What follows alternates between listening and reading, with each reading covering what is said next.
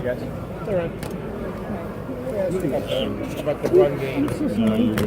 Obviously, you're even confident with the passing game and even the short passing game and those kind of short yardage situations. But how important is it to actually just get the run game, truly run game going? Yeah, I mean, nowadays the run game, comes in different shapes and sizes, and a lot of it, the quarterback is doing some reading, so a lot of times the ball goes to the outside. So we had 33 called runs on Saturday, and a lot of them got thrown to the outside. So obviously, at the end of the day, you look at the total yardage and the total points, and I've got to look at it as a whole. And so obviously we got to do a better job situationally in the red zone and on short yardage. But overall, if they put a lot of guys in the box, there's some RPOs and different reliefs on a lot of plays that we're doing a nice job with. So I think we got to play better situationally, but I think we're doing a good job spreading the field. In terms of the short yardage, like 3rd and 1, those kind of plays, when you try to run it, I mean, 4th and 1, there was no room for it. Can you pinpoint what's going on those kind of plays? There's a lot going on. I mean, I think statistically still on third down, we're doing pretty good overall. And a couple times we got stopped this year, so we just got to keep looking at it, keep trying to figure out what gives us the best chance. Brian, when you're doing that RPO stuff, Dwayne's either counting guys or just reading somebody. Are there ever times where he pulls it and makes a throw and it's a successful play, but you also had a look where you could have ran the ball? Yeah, for sure. And you think, well, maybe it would have been better to run the ball there than trying to get something going? Hey, sometimes it's 50-50. You're reading an overhang, and if you give it, you do okay. If you throw it, you do okay as well. So, but you got to live with it. You got to be decisive. That's the thing. We always tell the quarterbacks, be decisive with your decision and go with it from there. And how do you think overall Dwayne has handled making those decisions on the fly within the game, whether to pull it or throw it? Good so far. Yeah.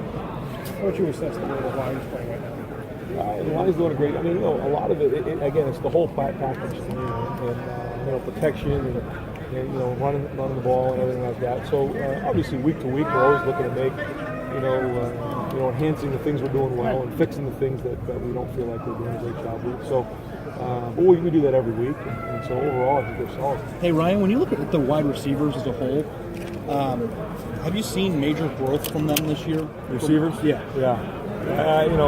These are guys that have put a lot of work into the program, and there's a lot of depth and some camaraderie there. I think that goes without saying. 3 captains in that group, so a ton of leadership.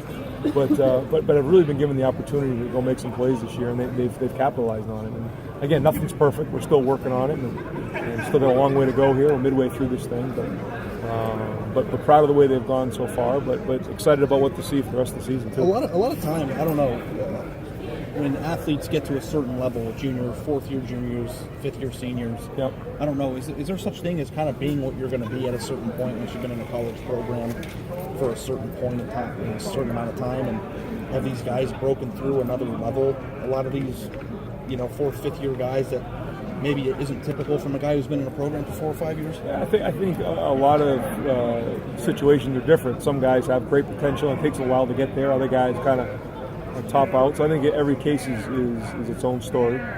But I do think there's been some great improvement, and guys have really stepped their game up. I still think there's still room for improvement for a lot of guys. I think their ceiling is high because these guys who work hard, they learn the game. They work at the game. This isn't a group of guys that just goes out there and throws their helmet out there. And they study coverages, they study leverage, they understand what's going on. And so I think there's still some great improvement we can make in the whole passing game.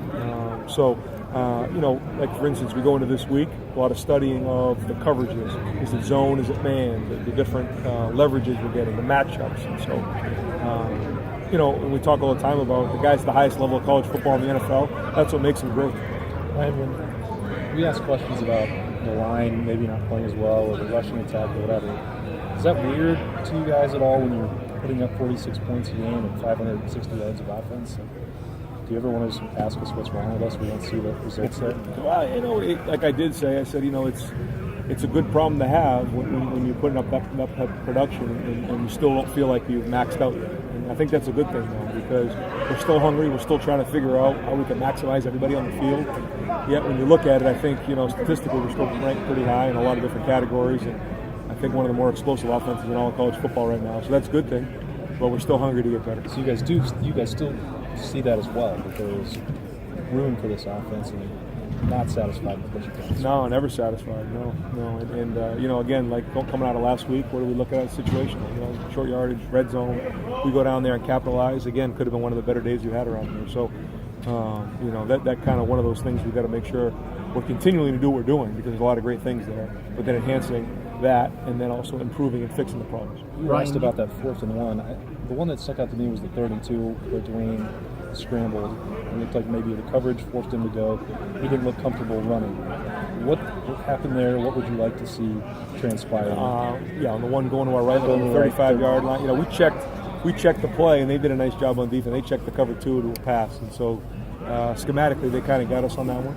And then Dwayne tried to scramble and get us to either 4th and 1 or something like that. I would say in those situations, just keep us on schedule, get the ball back at line of scrimmage. So we did that, which got us to the 4th down, and we ended up getting that 4th down. So that was well done, because he didn't have a place to throw the ball there.